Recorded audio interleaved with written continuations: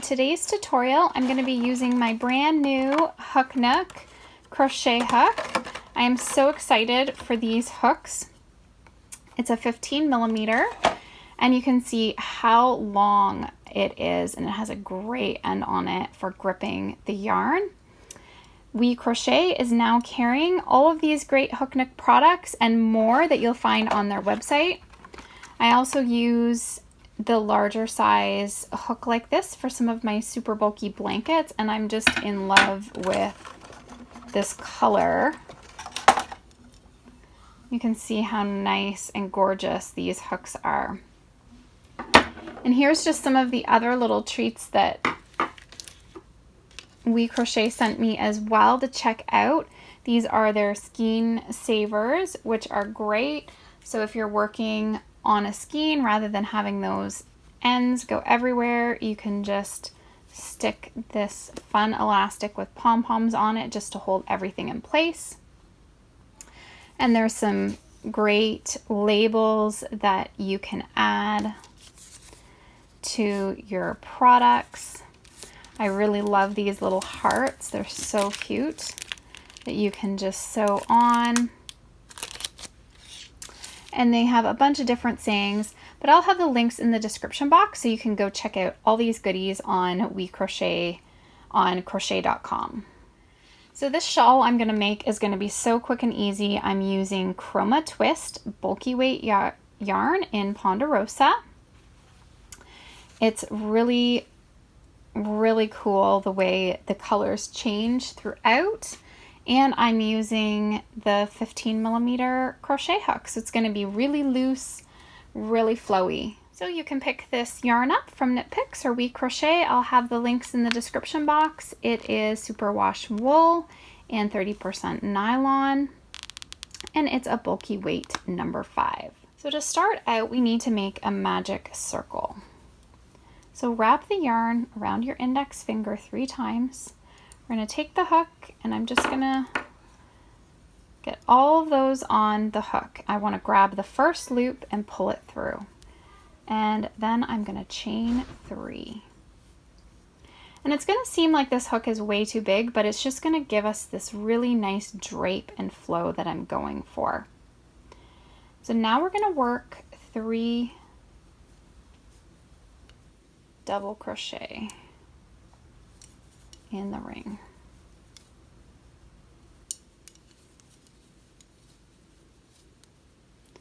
Then I'll chain 1 for the tip and work 4 double crochet.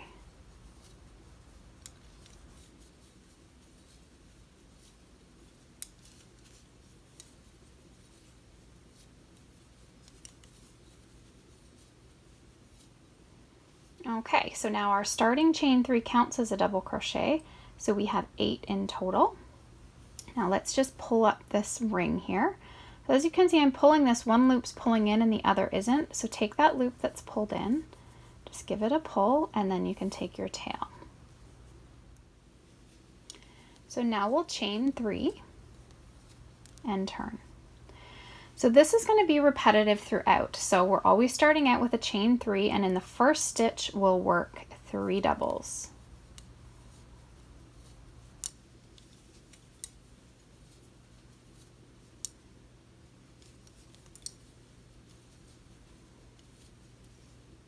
And now I'm going to skip the next 2 stitches, and so we'll skip 2 and then we'll work 3 doubles.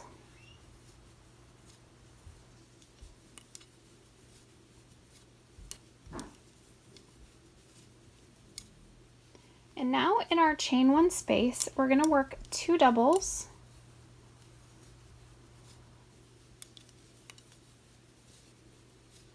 chain 1 and 2 doubles.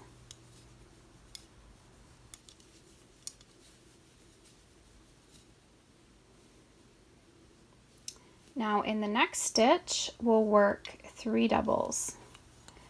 So we're wanting to do the same as what we did on the other side.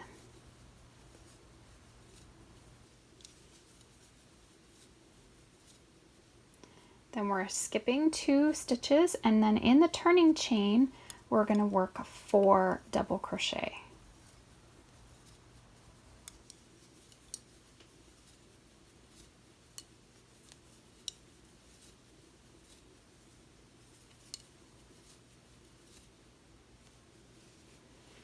Okay, so you can see how that's looking. Now this row is going to be a little bit different.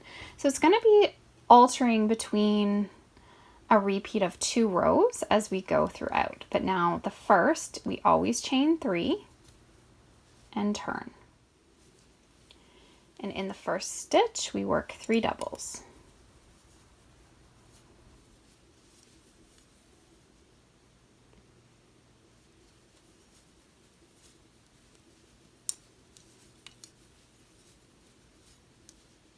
Now we'll skip 2. We're always skipping 2 between our 3 DC clusters. And now we'll work 3 double crochet in the next, that third stitch.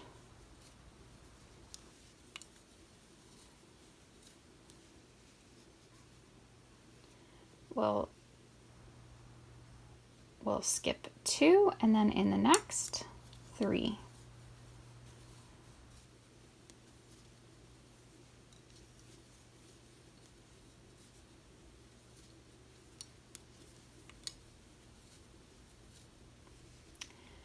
Then we'll skip 2 and then we're to that chain 1 space. So this time in the chain 1 space, we'll do 3 doubles.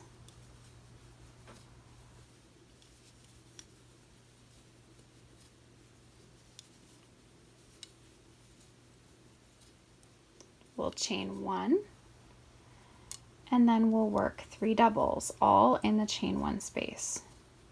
1, 2, 3.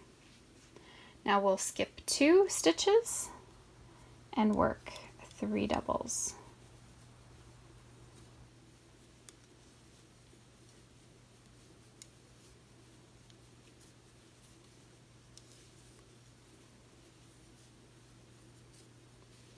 You can see it's already starting to color change a bit, which is looking really cool. Skip 2, work 3 doubles, 1,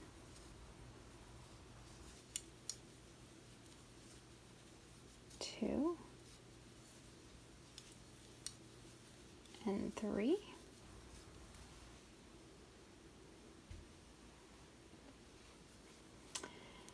should have 2 stitches left, and then in the turning chain, we're always working 4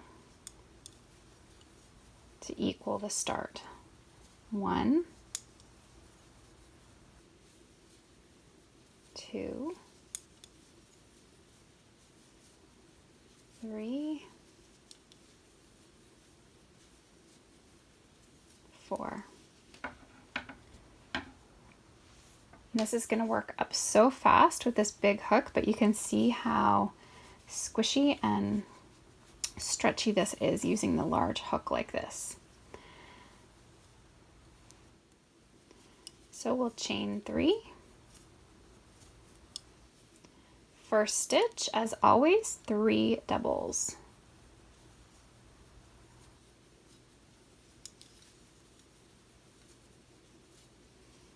We'll skip 2 and then work 3 doubles in the next.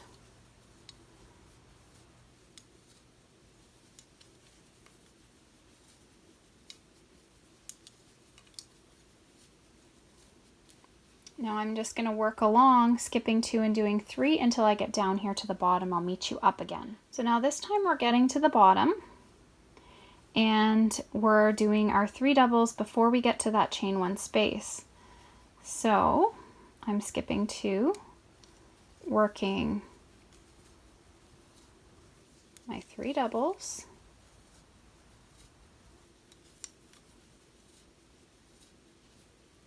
and then in the chain 1 space we work just 2 doubles,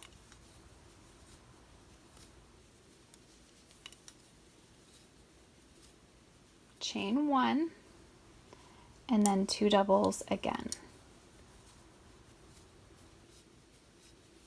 So you can see that this is just a repeat of our other row. And then we do 3 doubles in the next stitch. And now when we come around to the next row, we'll have the 3 doubles in the chain 1 space. So it's just going to alternate between having the 2 doubles here and the 3 doubles. It's just how the pattern works out. So we'll do 3 doubles in the next.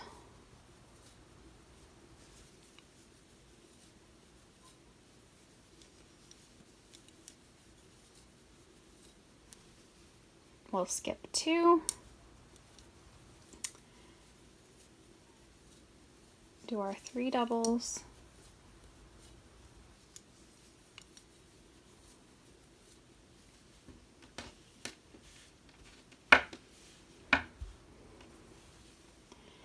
Skip 2, 3 doubles, and all the way, and then when we get to the turning chain, we'll do 4 double crochets. Okay, so this is just repetitive from here on out. You can basically make it as big as you want. You can just keep going. If you decide to use a smaller hook, that's fine too. You just are gonna obviously have more rows to make to get it larger. So for this row now, when we get down to our chain 1 space, we're gonna do the 3 doubles, chain 1, 3 doubles, continue, and then we come back to the next row. We're going to end with the 3 doubles in that last stitch, and then the chain 1, you'll need to do 2 doubles, chain 1, 2 doubles. And you'll always know where you're ending, what you'll need to do there. So I'm going to continue working a bunch of this off camera, and I'll meet you back up when I have a good portion of this complete.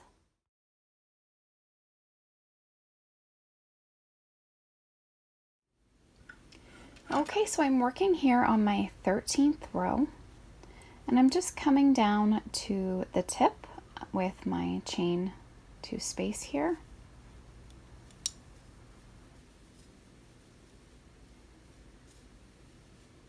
And instead of putting the 3, I'm just going to put 1, a chain 1, and 1 double in the tip. We'll skip the 2, work 3 doubles, skip 2,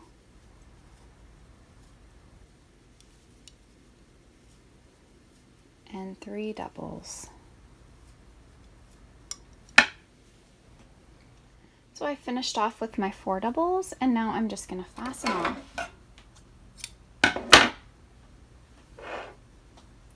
Now we're going to add the fringe.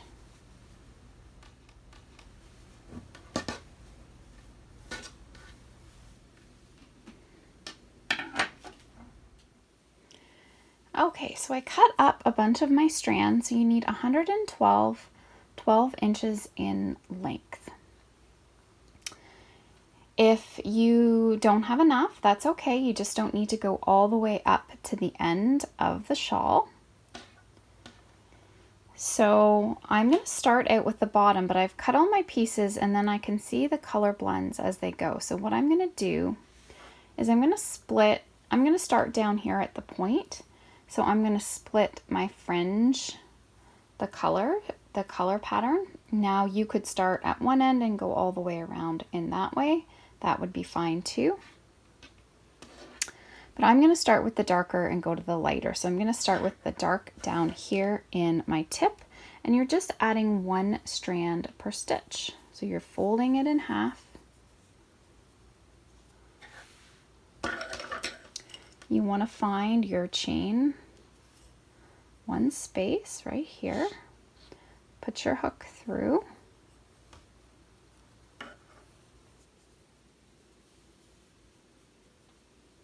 And pull that through like that.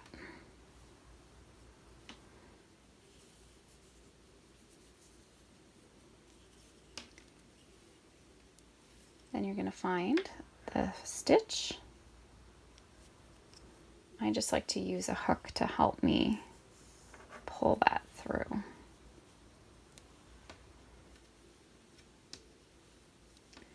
So now I'll just go to the other side.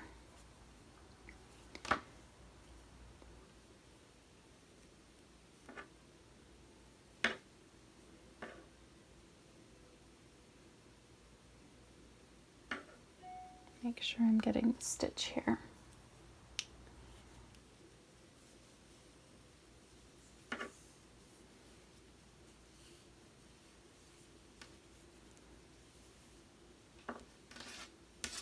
And I'm just going to keep going back and forth.